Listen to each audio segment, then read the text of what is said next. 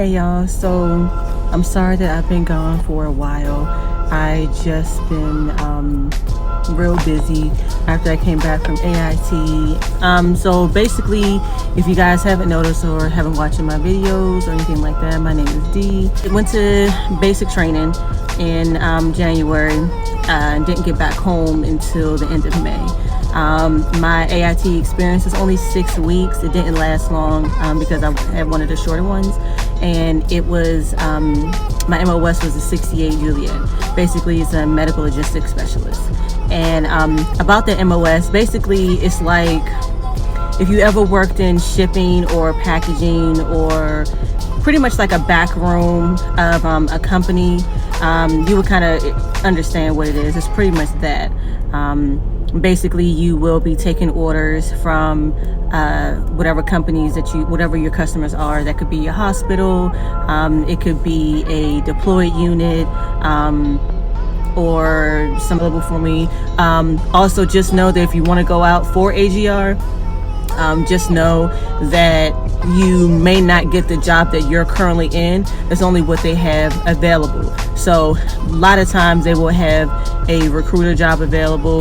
They'll have maintenance work, or sometimes I think I saw something about aircraft operational something, whatever. But that it just depends on the area that you're located in, and depends on what they have available. 9 times out of 10, they have recruiter jobs available. No one wants to be a recruiter. I personally do not want to be a recruiter, but if that's what they have available, 9 times out of 10, I'll probably do it because I want to be an AGR. That's what I want to do. Yeah. So other than that, AIT. So AIT was in San Antonio, Texas. Texas at Fort Sam Houston. That is basically a really big medical base. And they do pretty much anything medical that you could think of. Nursing, physical therapy, radiology, sonography, combat medic, just really anything medically, anything in a medical field that has to do with the Army would be there. That's where you go to train. But they also have other branches there. So if you want to go ahead, if you're Navy, Marine, or Air Force, and if you want to do something medical, you will go there too. That's pretty much the place to go. Me personally, I want to go back. Once I finish my degree in biology, I want to go back there because they have a program available. I cannot think of the name of it right now, but it's someone told me it's a contract. I think not a contract position. It's some position. It's not a contract position, but it's basically they'll train you to become a nurse. I can't remember the name of it off the top of my head. Just look into it. But you need to have your bachelor's in order to do that.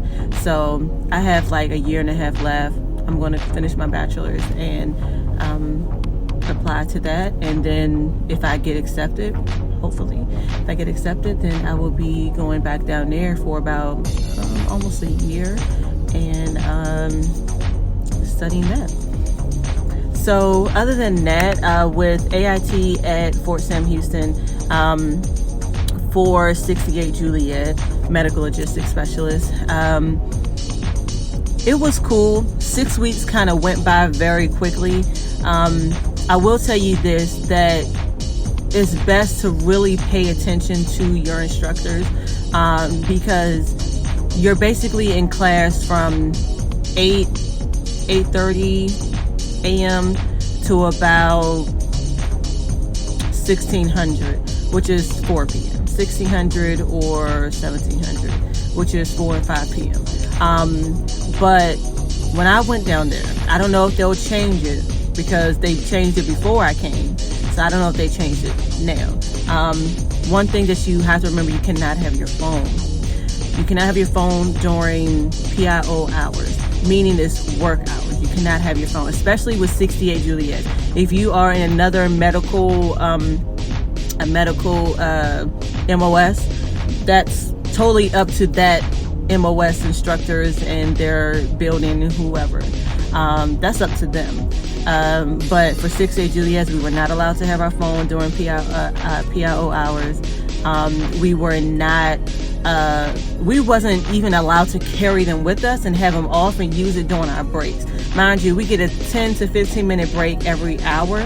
It's kind of silly, but then at the same time, if someone's talking for a whole 2, 3, 4 hours straight, you're going to get tired, you're going to fall asleep. So I guess they give us the breaks so we won't get tired and exhausted and just fall asleep on our ass. Yeah, can't have your phone at all. You have to leave your phone in your room. If your drill sergeants find out that you have your phone, you can get written up, which is Article 15. If you do more, you'll have Article 15, or you'll get extra duty, or whatever that they decide to do, really. Push-ups, wide squats, whatever. The wide squats are a bitch.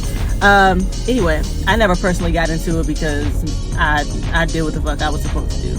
I actually was a platoon, what was it? A platoon leader. No. Yeah, platoon leader. So basically, I wore my sergeant patch, and I was in control of my platoon. The only thing with me is that during basic training, I got really bad shin splints, and it got worse when I was at AIT. So unfortunately, I got put on crutches and I lost my position. It sucks, but it is what it is. Yeah, let me think of anything else.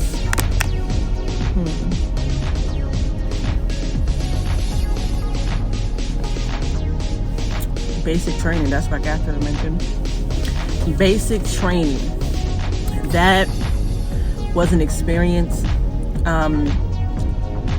I personally regret not going when I was younger. Mind you, if you can't tell, because I just have just beautiful. Just kidding. If you can't tell, I'm 27 years old, and I'll be 28 in a couple months.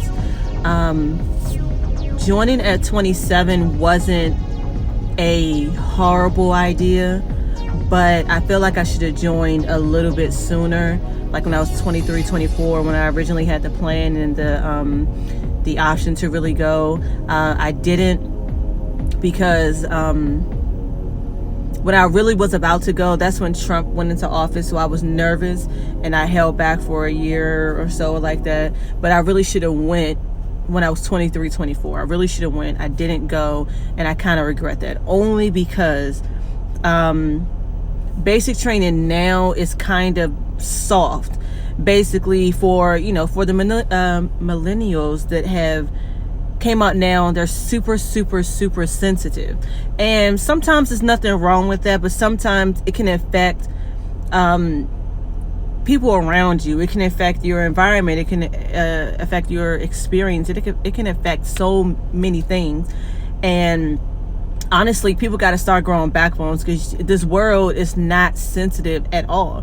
Basic training is preparing you for war if that were to happen. It's preparing you to go to battle if that were to happen. It's trying to strengthen you mentally and, more importantly, physically.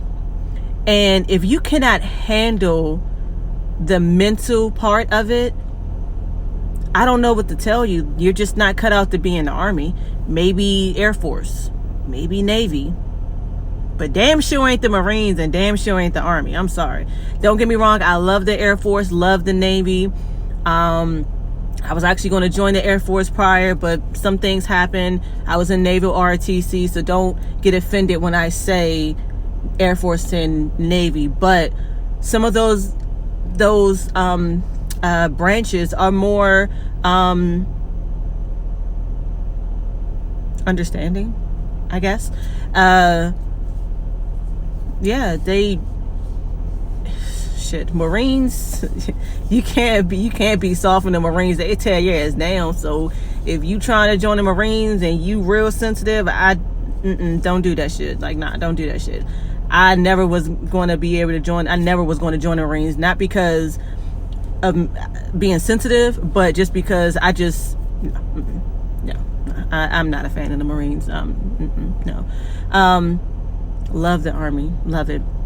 They have so many great opportunities. I love the Army. But like I said, basic training, it was cool. Red phase, that was to break you down. Honestly, they yelled at you a lot. You got smoked a lot. Being smoked is when you do a lot of push-ups, you do a lot of disciplinary things, because a lot of the times you don't know what the fuck you're doing. So it sucks, because it's like, well, damn, I don't know what I'm doing. Why am I getting punished? Because I don't know what I'm doing. But at the same time, they're trying to strengthen you. And most of the time, with the Army or with being in basic training, my drill sergeants told me, we give you food, water, clothes, and tell you what you need to do. All you got to do is come down here in the right uniform, on time, or actually early, because if you're on time, you're late. If you're early, you on time. So come down from barracks or wherever you're from on time and do what you need to do, and it'll be a smooth process. And they're absolutely right. Absolutely right. There were a lot of people that didn't come down in the right uniform, got in trouble, got smoked. There were a lot of people didn't come down on time. They were actually late. We got to be downstairs at 5:30. You come downstairs at 5:35 or 5:31 or 2, you late. You gonna get smoked, you and your battle buddy. That's another thing. You gotta have a battle buddy. In the Army, they are so strict, especially in basic training. They are so strict about battle buddies. It's crazy. Not mostly because of sexual harassment charges. And when you go to basic training, you'll get an understanding of that. Sexual harassment charges, they are super strict, and you will get many classes. Your drill sergeant will tell you a whole bunch of shit about fucking sexual harassment shit. Even when I went to AIT, I actually made a poem about sexual harassment.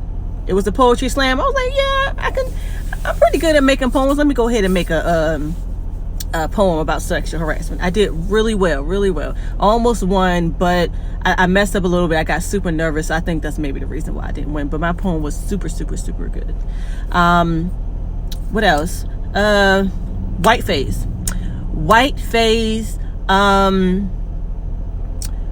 was a little bit easier. During white phase, you go to the range pretty much not every day, but you go every week. You learn a lot about your rifle. You start doing combatives, which is basically hand-to-hand combat. You start getting a little more privileges. The drill sergeant starts to become slightly relaxed, not a little bit, but slightly. You get your phone privileges at the beginning of each phase. So when you first get there, that's the beginning of red phase, you get your phone call. White phase, you get your phone call at the beginning of that. And then finally blue phase, you get your phone call at the end of that, at the beginning of that. White phase basically is just rifle marksmanship, learning about your rifles, doing combatives, learning ranks and structures, learning about nine line calls, medevac, learning how to take care of wounded soldiers, and that's pretty much it. Go to the range. Oh, you do grenades. That grenade shit was fun. You actually have real ass live grenades, but you get trained before they just hand you ass a fucking live grenade for we kill yourself or some shit. But it's legit a live grenade. Go to the grenade range or whatever. Throw a live grenade. That shit's fun. It actually, like I said, it's real. You have fucking earplugs and you can feel the vibration of the fucking grenade exploding. It was a super fucking rush. It was fun as shit. I wish I could throw more, but I think we threw one. Yeah, that shit was fun. Anyway, grenades. Then finally blue phase. You the drill sergeants are more relaxed, but sometimes they have to be harder and kind of revert back to red phase, because blue phase, people feel like, yeah, I made it all the way through basic training and we can relax, we can chill, we can start doing whatever the fuck you want. You cannot.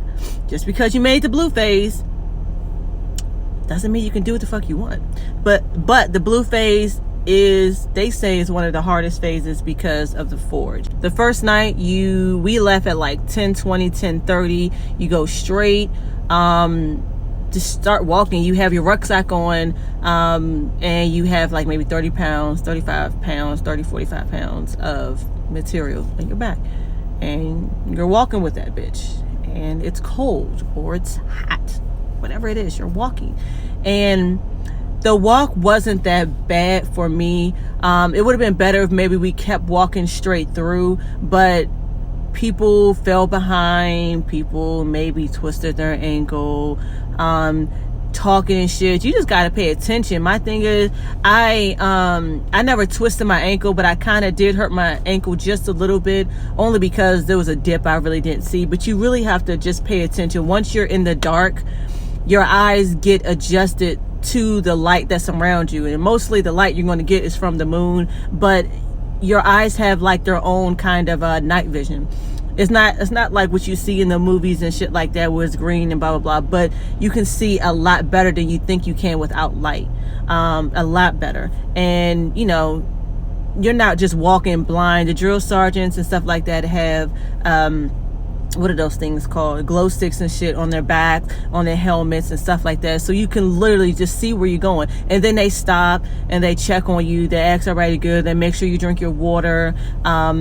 They're not, drill sergeants just not going to just leave you for dead or just not care about you. The drill sergeants actually care, but they have to be tough on you, because if they show all this weakness and show that they care in the beginning, you ain't gonna take them seriously when shit really goes down. And you have to learn how to respect your sergeants, and you have to learn how to respect your higher ups, because they are the ones that's 9 times out of 10 is going to save your ass. If God forbid we do go to war, they're going to be there to save your ass. And if you don't listen and pay attention to detail, you could get killed. And what's crazy is that what I learned about being in the Army, that a lot of people that have passed away during the wars, a lot of them wasn't due to the actual war itself and being shot by the enemy.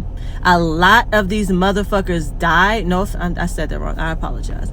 A lot of the people, a lot of the soldiers that passed away due to their own negligence, passed away from not listening, passed away from not holding on to their weapon. Holding on to your weapon and paying attention is very crucial. Very crucial. So I pray that those soldiers rest in peace. And I wish they didn't lose their lives due to sometimes their negligence, or sometimes your battle buddy's negligence. It's very sad, but it's a part of the game. It's a part of the system. You got to pay attention to details. It's a must. Basically, shit, with all that's been said, that's really pretty much it. Blue phase, that was the forge. Once you finish the forge, you get a nice, really, really big breakfast, huge. You get anything you want. They got like donuts, and you get to drink coffee for the first time. That shit's amazing. Coffee, eggs, bacon, like real eggs and bacon. I mean, it's real prior, but you know, I say it's cooked with care. You get like just all types of shit. Huge breakfast. And after that, literally the next after the forge, you literally have a week and a half, maybe. Yeah, you have a week and a half to practice for the graduation, family day. And then after you go to graduation, go to family day, that very next day you will go to your AIT stations, depending on where it is and what your MOS is. But yeah, that's pretty much it. I mean, I will give you guys more of an update on some of the other things. I'll be definitely making more videos. I have to get back into this because it's therapeutic for me. But yeah, if you guys have any questions, please comment down below. Again, I will be making more videos, so I really need for you guys to subscribe, hit the like button, let me know what you think of this video, give me ideas of what you want me to come up with later, and I will make them. Let me know. Yeah, so my name is Dee again. You know, I'll be making videos soon. I hope to talk about some real shit soon. Let me know.